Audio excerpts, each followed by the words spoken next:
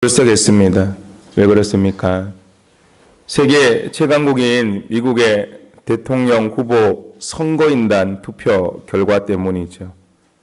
모두가 다 힐러리의 우세를 점쳤습니다.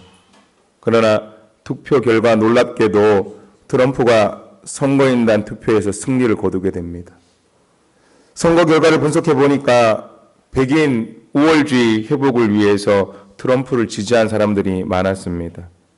오바마가 대통령이 되면서 정치적인 세력에서 밀려났던 백인들이 함께 힘을 모아서 그 힘을 발휘한 결과 트럼프가 선거인단 투표에서 승리를 거두게 되죠. 그러나 많은 사람들이 어떻게 생각을 합니까? 이 트럼프라는 사람이 미국의 대통령으로 부적절하다라고 생각을 합니다. 더 안타까운 사실은 전체 득표수를 따져보면 힐러리가 더 많았다라는 사실이죠. 하지만 미국의 선거제도는 총 득표수가 아니라 각 주마다 배정되어 있는 선거인단 수로 결정이 되기 때문에 앞으로 트럼프가 대통령으로 당선될 확률이 높아졌습니다. 이로 해서 미국 곳곳에서 트럼프 반대 시위가 벌어지고 있습니다. 각 후보의 진영의 선거인단마다 최종적으로 이제 그 선거인단들이 모여서 대통령 선거를 해야 되지만 아마도 그 선거인단 투표에서 트럼프가 승리했기 때문에 미국의 대통령이 트럼프가 될 확률이 높아졌다는 사실은 변함이 없습니다. 이로 해서 어떻습니까? 미국이라는 나라는 52개의 주로 이루어진 연방국가인데 그중에서 캘리포니아주 같은 경우에는 이번 기회에 연방에서 탈퇴를 내서 다시 말해서 미국이라는 나라에서 탈퇴를 내서 독립국가를 이루어야 된다는 주장까지 나오고 있습니다. 이처럼 요즘 세계 곳곳을 보면 우리들이 깜짝깜짝 놀랄 만한 그런 뉴스들이 많이 일어나는 것을 보게 됩니다. 그리고 그 많은 뉴스들 가운데 어떻습니까? 우리나라에서 벌어지고 있는 일들이 제일 놀랍지요. 전 국민적으로 대통령의 하야를 촉구하는 시위가 연일 일어나고 있고 어제 같은 경우에는 주최 측 추산 약 100만 명의 사람들이 모여서 대통령을 하야하라고 촛불을 밝혔다고 합니다. 어떻게 한 나라의 대통령이 국민의 뜻을 저버리고 한 개인에게 놀아나게 되었는지 다른 모든 나라의 언론들이 우리나라의 대통령을 로봇에 비유하고 있습니다. 이처럼 우리는 모든 것이 다 혼란스러운 시대에 살고 있습니다. 인간이 살고 있는 세상에서 영원한 것은 없습니다. 다 변하지요. 이런 세상 속에서 우리가 믿고 의지할 분은 오직 한 분 하나님밖에 없음을 믿으시길 바랍니다. 왜 그렇습니까? 하나님은 영원 불변하시기 때문입니다. 그러므로 사람을 보지 마십시오. 사람은 변합니다. 주위의 환경도 보지 마십시오. 10년이면 강산도 변한다는 속담처럼 환경도 변합니다. 영원 변화 없으신 하나님만을 바라보며 살아갈 때 우리의 인생 어떤 풍랑 가운데에도 요동하지 않게 될 줄로 믿습니다. 진실로 나의 방패요, 나의 요새요, 나의 산성이요, 나의 구원자가 되시는 하나님의 손을 꼭 붙잡고 살아가시기를 주님의 이름으로 축원합니다. 하지만 우리가 그래도 세상을 살다 보면 어떻습니까? 우리의 머리로, 우리의 생각으로는 도저히 이해가 되지 않는 일들을 만나기도 하지요. 그리고 그럴 때 과연 하나님께서는 계시는가 생각하기도 합니다. 그러나 하나님께서는 태초부터 영원까지 그리고 지금도 살아계셔서 세상의 모든 만물을 주관하시고 인간의 역사를 당신의 섭리 가운데에서 운행하시는 것 믿으시길 바랍니다. 믿으십니까? 우리는 하나님의 섭리를 온전히 이해할 수가 없습니다. 왜 그렇습니까? 인간이 하나님의 지혜를 다 알 수 없기 때문이지요. 그래서 사도 바울은 고린도전서 1장 25절에 뭐라고 고백합니까? 하나님의 어리석음이 사람보다 지혜롭고 하나님의 약하심이 사람보다 강하니라 라고. 이 고백이 우리의 고백이 되기를 소망합니다. 사람은 결코 하나님보다 뛰어날 수가 없습니다. 그런데 오늘 과학과 문명이 기술이 발달하면서 사람들은 이 사실을 잊어버리고 살아갑니다. 아니 하나님이 없어도 잘 살 수 있다라고 얘기를 합니다. 정말 그렇습니까?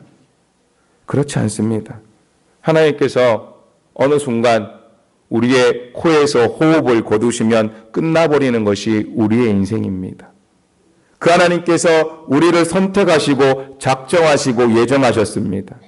그러므로 우리는 그 하나님 앞에서 불평하며 살아갈 것이 아니라 항상 감사하며 하나님의 뜻을 분별하는 삶을 살아가야 될 줄로 믿습니다. 그래서 오늘 먼저 그 하나님을 찬양하고 말씀을 시작하고자 합니다. 우리 나라는 찬양 우리 함께 찬양하기를 원합니다.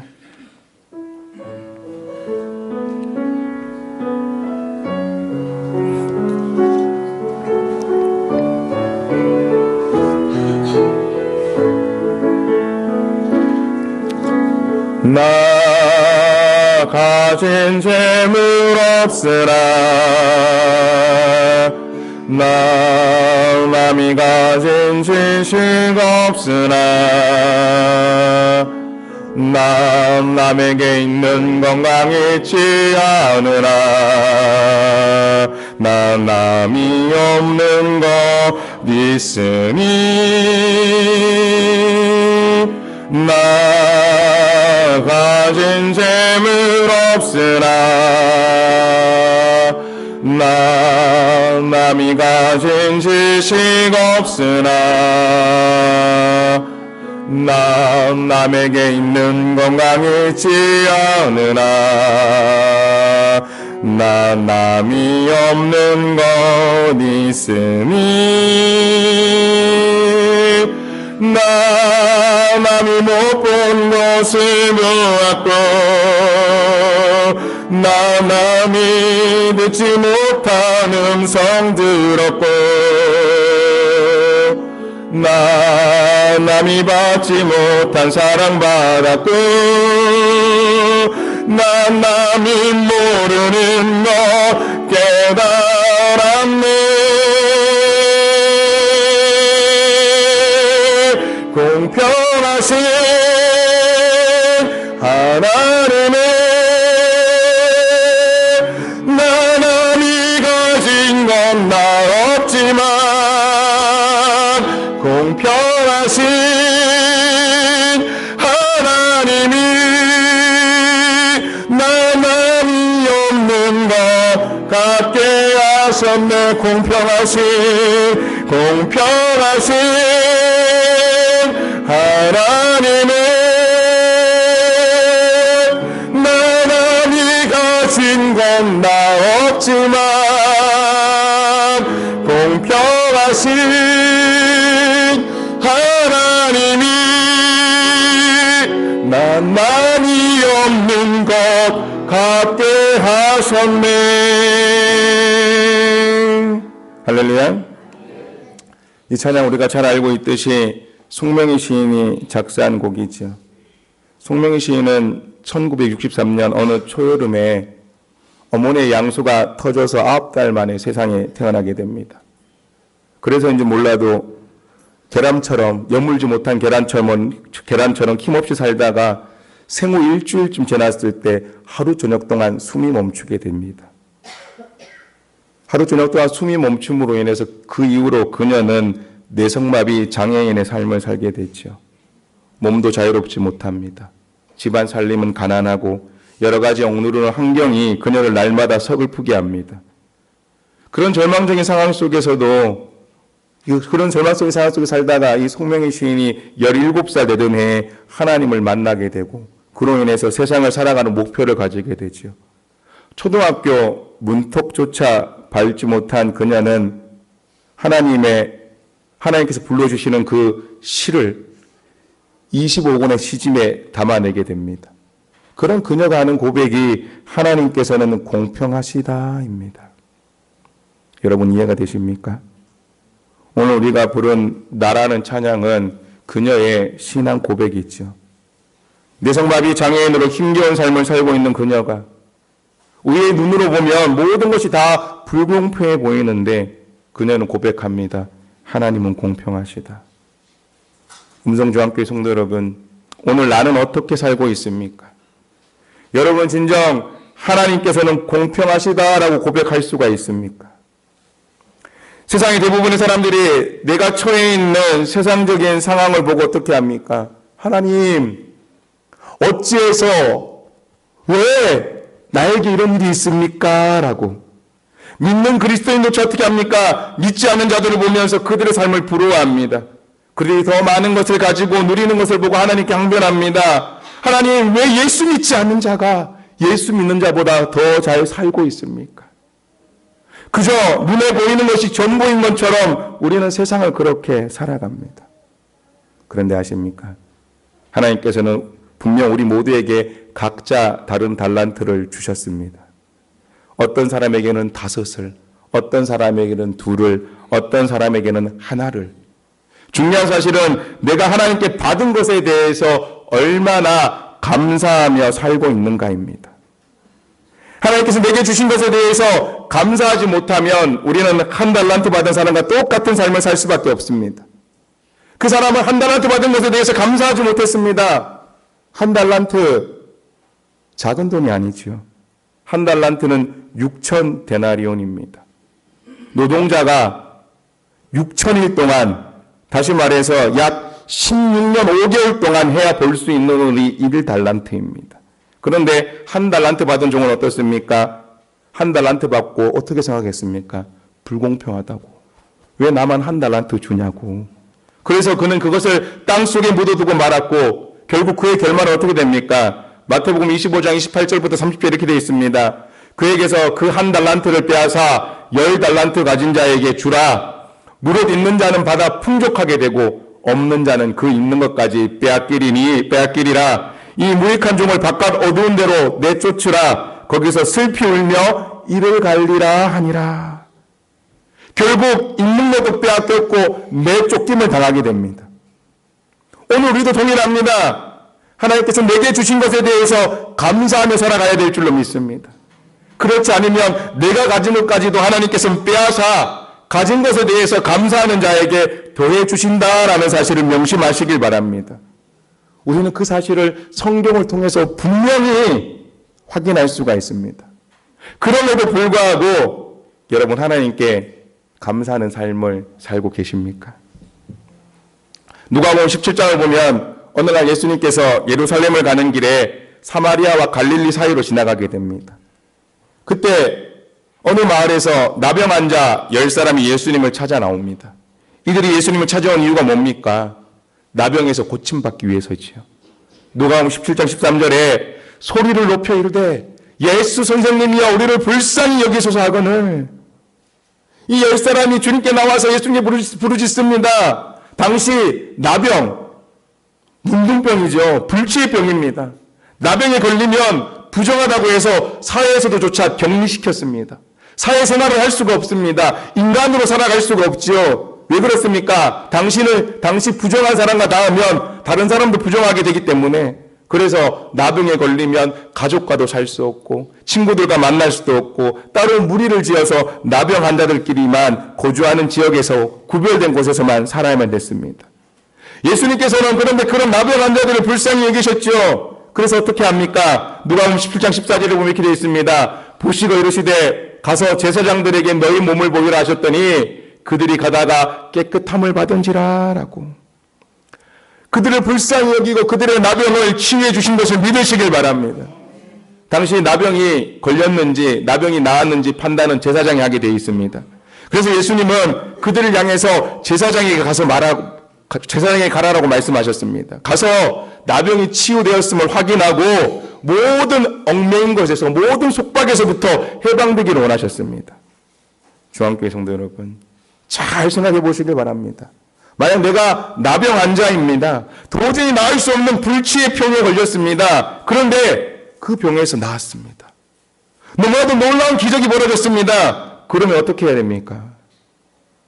당연히 예수님을 찾아가야 되지 않을까요? 예수님 보십시오. 제가 나병에서 나았습니다. 예수님 감사합니다. 주님 감사합니다. 제 병을 고쳐주셨습니다. 나병에서 치유되는 것, 단순히 병에서만 치유되는 것을 의미하지 않습니다. 모든 사회적인 신분이 회복됨을 의미합니다. 말씀드렸죠. 부정한 자이기 때문에 가족과도 살 수 없고 무리에 어울려 살 수도 없고 구별되어 있어야 되는데 그것에서 벗어났습니다. 병에서만 치유된 것이 아니죠. 그들을 묶고 있던 율법에서도 자유함을 얻게 됐다라는 것을 의미합니다. 그렇게 10사람의 나병 환자가 나병에서 치유를 받았습니다. 그런데 그 중에서 예수님을 찾아온 사람은 몇 명입니까? 한 명밖에 없었습니다. 단 한 사람만. 누가복음 17장 15절에 이렇게 되어 있습니다. 그 중에 한 사람이 자기가 낳은 것을 보고 큰 소리로 하나님께 영광을 돌리며 돌아왔다라고. 나병 나은 것 보고 하나님 감사합니다. 내가 나았습니다. 그리고 예수님께 돌아왔다라고. 한 사람만 알았을까요? 그렇지 않죠. 그런데 하나님께 영광을 돌리러 온 사람은 단 한 사람뿐이었습니다. 이에 예수님께서 제자들에게 예수님께서 그 사람에게 묻습니다. 이어지는 17절 말씀에 뭐라고 되어 있습니까? 예수께서 대답하여 이르시되 10사람이 다 깨끗함을 받지 아니하였느냐? 그 아버는 어디에 있느냐라고. 왜 너 혼자 왔느냐? 나머지 9사람은 어디에 있느냐? 더 놀라운 사실은 예수님께 감사하게 돌아온 사람이 어떤 사람입니까? 성경은 그 사람에 대해서 그 사람이 사마리아 사람이다라고. 누가복음 10절 16절에 이렇게 되어 있습니다. 예수의 발 아래 엎드려 감사하니 그는 사마리아 사람이다라고. 이게 무슨 뜻입니까? 그 사람은 사마리아 사람이다. 나머지는 어떤 사람이라는 의미입니까? 나머지는 유대인이라는 뜻입니다. 자칭 하나님께 선택받은 백성, 하나님을 잘 섬긴다고 하는 유대인들은 하나님의 기적을 체험했습니다. 나병에서 불치병에서 낳는 기적을 체험하고도 하나님께 영광 돌릴 줄 몰랐고 하나님께 감사할 줄 몰랐습니다. 그런데 그런 유대인들에게 짐승 취급을 받는 사마리아인, 유대인들이 부정하다고 더럽다고 여기는 이방인 한 사람이 오히려 어떻습니까? 하나님께 큰 소리로 영광을 돌리며 예수님께 돌아와서 감사했습니다. 예수님이 이 모습을 보고 기뻐하셨을까요? 슬퍼하셨을까요? 예수님께서는 슬퍼하고 안타까워하셨을 것입니다. 그래서 이어지는 18절에 이렇게 얘기를 하시지요. 이 이방인 외에는 하나님께 영광을 돌리러 돌아온 자가 없느냐라고. 무슨 얘기입니까? 나머지 9도 다 돌아올 줄 알았다라는 것입니다.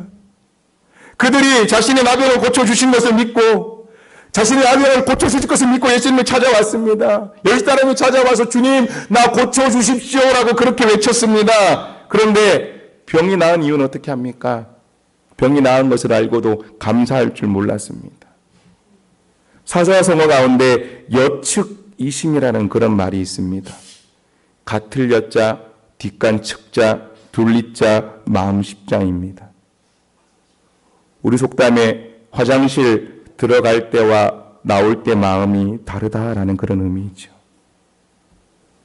음성중앙교회 성도 여러분, 그런데 혹시 오늘 내가 그 9사람은 아닌지 스스로에게 물어보시길 바랍니다. 하나님께서 우리를 하나님의 아들로 딸로 삼아주셨습니다. 믿으십니까?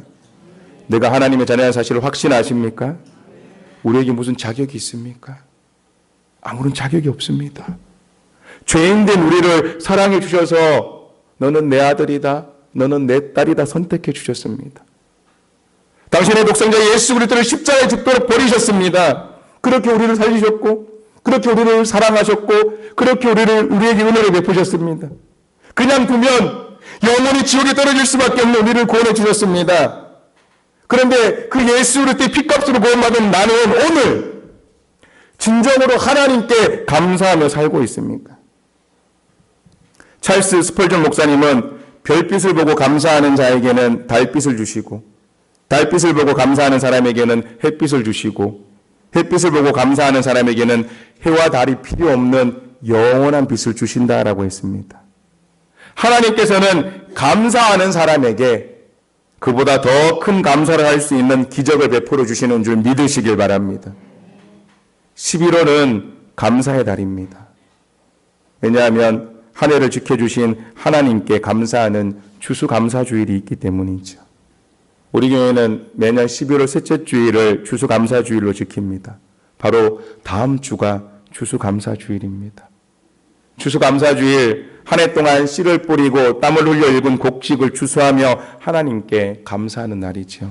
시편 126편 6절에 울며 씨를 뿌리러 나아가는 자는 반드시 기쁨으로 그 곡식 땅을 가지고 돌아오리라 라고. 한 해 동안 많은 일들이 있었을 것입니다. 어쩌면 아무도 모르게 눈물을 많이 흘린 일도 경험했을 것입니다. 그러나 하나님께서 능력의 손길로 지금까지 우리를 지켜주시고 인도하신 줄 믿으시길 바랍니다. 그러므로 이번 한 주일 동안 기도하면서 하나님께서 2016년 내게 베풀어 주신 은혜가 무엇인지를 손꼽으면서 하나님께 진심으로 감사할 준비를 하시기를 주님의 이름으로 축원합니다. 하나님께서는 하나님의 백성들에게 이른비와 늦은 비를 주셔서 풍성한 소출을 주신다라고 약속을 해놓고 있습니다. 요엘 2장 23절에 이렇게 되어 있습니다. 시온의 자녀들아, 너희는 너희 하나님 여호와로 말미암아 기뻐하며 즐거워할지어다. 그가 너희를 위하여 비를 내리시되 이른 비를 너희에게 적당하게 주시리니 이른 비와 늦은 비가 예전과 같을 것이라 라고. 비가 적은 이스라엘에게 있어서 비가 내리기 시작하는 우기는 비를 맞으면서 밭에다 씨를 뿌리고 건기가 시작되는 때에 마지막 늦은 비가 내리면 그 비를 맞으면서 추수를 한다라고 합니다. 이처럼 하나님께서는 때를 따라서 적당히 비를 주시고 햇빛을 주시고 바람도 주심으로 만물을 성장시키시고 결실하게 하셔서 우리를 추수하도록 인도하십니다. 이 섭리가 얼마나 놀라운지요. 맑은 날이 좋다라고 매일매일 햇볕만 나면 어떻게 되겠습니까? 농작물은 메말라 죽게 됩니다. 물이 필요하다고 매일매일 비만 오면 농작물은 아무것도 결실하지 못하게 됩니다. 바람이 불어야 꽃가루가 수정되고 열매가 맺히게 됩니다. 바람 없는 날이 계속되면 수정이 잘 이루어지지 않지요. 모든 것이 하나님의 창조의 섭리대로 그 손길에 따라 이루어져 갈 때 비로소 생명이 창조되고 결실이 되는 경이로움을 깨달으며 우리를 향하신 세심하신 하나님과 사랑과 섭리에 대해서 다시금 감사해야 될 줄로 믿습니다. 우리의 인생도 이와 똑같다라는 것을 명심하십시오. 우리의 인생 이른 비가 있고 늦은 비가 있습니다. 하나님께서 이른 비를 주시고 늦은 비를 주셔서 인생의 결실을 하도록 도와주십니다. 때로는 맑은 날을 주시고 때로는 흐린 날도 주시고 때로는 바람을 부는 날도 주시고 비바람이 불게도 하십니다.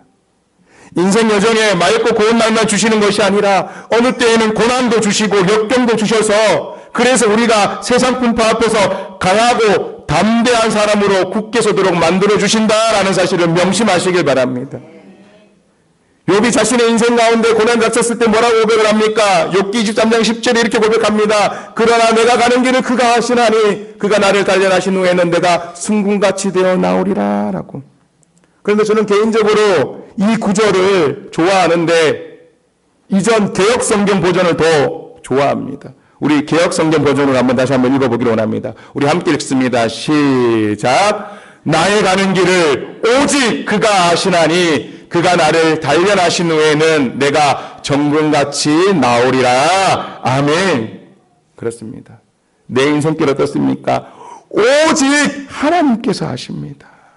그 하나님께서 나를 정금으로 만들기 위해서 단련시킬 때도 있다는 것을 깨달으시길 바랍니다. 그렇게 비바람 몰아치는 날이야 비로소 어떻습니까? 우리 인생에 비바람이 몰아치고 폭풍이 몰아칠 때 어떻습니까? 비로소 내가 그때가 더 좋았구나. 감사함도 생겨나게 된다는 사실을 우리는 잊지 않아야 됩니다. 지금 혹여 비바람이 불어치는 어려운 삶을 살고 계십니까? 그것 또한 감사로 받아들이면 어떻겠습니까? 이 시련을 통해서 나를 더욱 강하게 하시고 내일의 소망을 바라보며 살도록 하신 하나님의 은총을 겸허히 받아들이노라면 참된 감사가 무엇인지를 깨닫게 됩니다. 동시에 나의 감사를 들으신 주님께서 미리 예비해 두셨던 놀랍고 비밀스러운 하늘의 축복을 풍성하게 베풀어 주시는 것을 믿으시길 바랍니다. 소망교회 성도 여러분, 올 한해 무엇을 추수하셨습니까? 농사를 짓든지 짓지 않든지 이 가을에 우리는 많은 것들을 추수를 했습니다.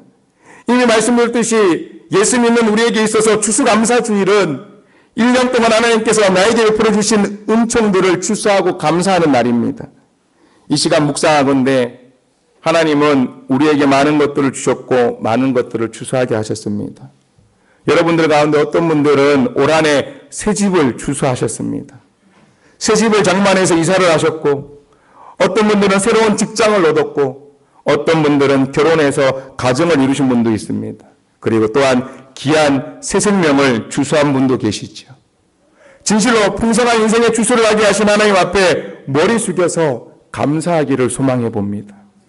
가정을 이루게 하시고 직장을 주시고 사업의 결실을 주시고 사랑하게 하시고 자녀를 주시고 삶의 귀한 것들을 이루게 하신 하나님의 은총에 무한 감사하십시다. 인간의 행복이 과연 어디에서부터 옵니까? 주님은 하나님의 자녀들에게 말씀하십니다. 너희가 그토록 원하는 행복, 그것은 소유하는 것이 많고 적음에서 오는 것이 아니다. 내가 남보다 높은 위치에 있어서도 아니며 남이 가지지 못한 것을 많이 가졌어도 아니다라고. 우리가 그토록 원하는 행복은 내 삶 속에 있는 모든 것을 만족하는 마음에서 오는 것이며, 우리가 그토록 추구하는 행복한 삶이라는 것은 내 조건에 대해서 진정한 감사를 드리는 것에서 비롯되는 것이다라고. 할렐루야. 그래서 사도 바울이 뭐라고 고백을 합니까? 빌립보서 4장 11절 12절에 이렇게 고백을 합니다. 함께 읽어보겠습니다. 시작. 내가 궁핍함으로 말하는 것이 아니라 어떠한 형편에든지 나는 자족하기를 배웠노니 나는 비천에 처할 줄도 알고 풍부에 처할 줄도 알아 모든 일 곧 배부름과 배고픔과 풍부와 궁핍에도 처할 줄을 아는 일체의 비결을 배웠노라. 아멘. 주한교회 성도 여러분, 여러분은 여러분의 삶 속에서 얼마나 큰 만족을 얻고 내가 가지고 있는 것에 대해서 얼마나 감사하며 살고 계십니까? 오늘 설교 나라는 찬양으로 시작을 했습니다. 하나님께서는 공평하신 하나님이십니다. 올 한 해 돌아보시길 바랍니다. 아무것도 없는 것 같아도 하나님께서는 반드시 남이 없는 것을 내게 주십니다. 남이 받지 못한 사랑을 받게 해주십니다. 나는 스스로 나는 왜 이렇게 가난하고 나는 왜 이렇게 초라하고 나는 왜 이렇게 할 수 있는 것이 없을까, 나는 왜 이렇게 어리석을까라고 생각을 합니다. 그러나 그 누군가는 나를 바라보며 부러워하고 나를 닮고 싶어 합니다. 하나님을 향한 나의 사랑이요, 나를 향한 하나님의 사랑만 간직한다면 아무 가진 것이 없어도 가장 밑바닥에 있을지라도 감사만 있다면 나는 얼마든지 행복하고 부유할 수 있습니다. 이것이 바로 그리스도인이 행복할 수 있는 비결인 줄 믿으시길 바랍니다. 남이 가지고 있는 재물도 없고 남이 가지고 있는 건강도 없지만 다른 사람들이 없는 것, 하나님의 사랑이 내게 있으니 하나님은 참 공평하신 분이며 그 하나님께서 나를 사랑하시니 나는 참 행복합니다. 하나님 감사합니다라고 고백하기를 원합니다. 따라서 합니다. 하나님 나를 사랑하시니 행복합니다. 다시 한번 할까요? 하나님 나를 사랑하시니 감사합니다. 2016년 지나온 내 삶을 천천히 돌아보면 정말 감사해야 될 조건들이 차고 넘쳐납니다. 그러나 정작 그것들을 보지 못하고 알지 못하여 감사하지 못하면 불행한 사람일 수밖에 없습니다. 내 모든 삶 속에 편만한 충만한 감사의 조건들을 발견해서 하나님 앞에 감사한다면 나는 진정 행복한 사람인 줄 믿으시길 바랍니다. 내 안에 있는 우리가 알고 있듯이 범사에 감사해야 된다는 것, 모든 일에 감사의 조건을 찾는다면 우리는 행복한 사람입니다. 그래서 오늘 시편 기자가 뭐라고 고백을 합니까? 오늘 본문 말씀 시편 50편 23절 말씀 우리 함께 읽습니다. 시작. 감사로 제사를 드리는 자가 나를 영화롭게 하나니 그의 행위를 옳게 하는 자에게 내가 하나님의 구원을 보이리라. 아멘.